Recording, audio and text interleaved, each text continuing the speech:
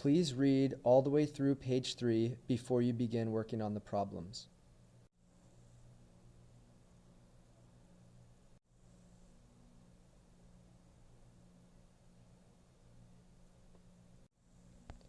Now you will be determining how long each line segment is.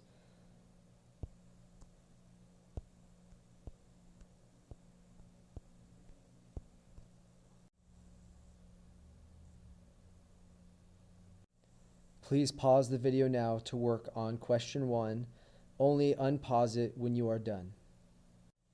As you can see, segments FG are 1, 2, 3, 4, 5, and GC 1, 2, 3, 4, 5 units long.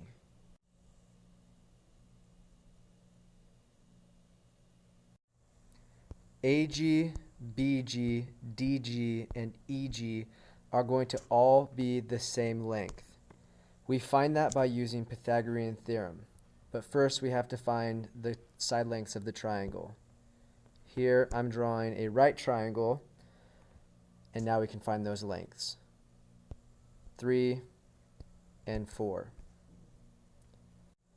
From there we get 3 squared plus 4 squared equals c squared, and now we can find the length of C.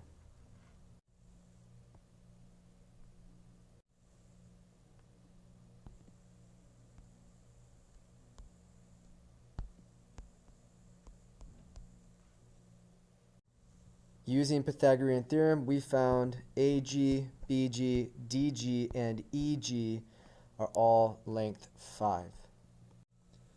Pause the video now to find the length of each of these segments using the Pythagorean theorem. Then answer question 3. As you can see, AB is congruent to ED, and the way we find that is just count. 1, 2, 3, 4, 5, 6. Both of those have a length of 6. AG, BG, DG, and EG are all the same lengths as they were on the previous question, 5.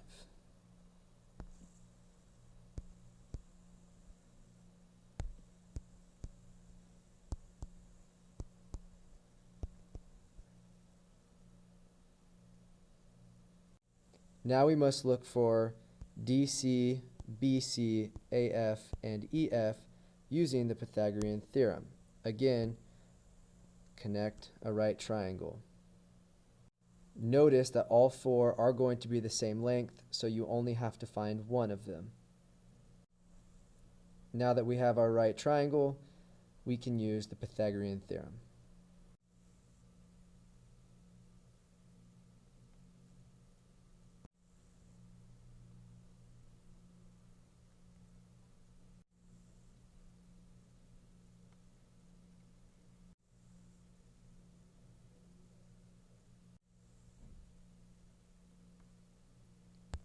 Now we can see each of those new segments is 2 square root 5.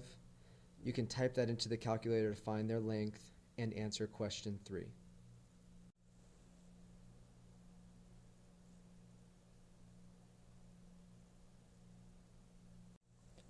Now we want to use the Pythagorean theorem for any number. We are going to generalize it to x1, y1, x2, y2, as you can see here. Please do not count across and up. As we know, the horizontal is the y direction. So we're going to subtract y2 from y1 to find this length.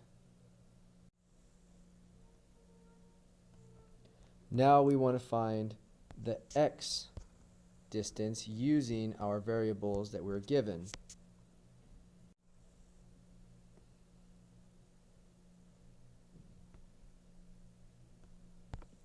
Now we can use Pythagorean theorem with these side lengths. A squared plus b squared equals c squared. As you can see, we take the x side length, the y side length, and square them both. and set it equal to c squared, like we do for any Pythagorean theorem problem. Now we can take the square root of both sides,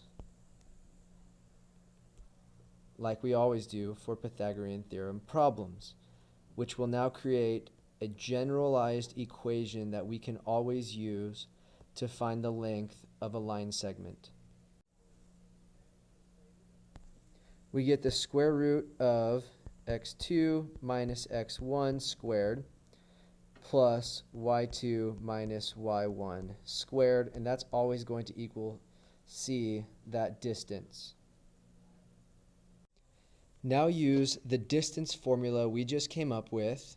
Notice I changed the letter to d to find the distance between these 2 points. Please pause and do it yourself right now.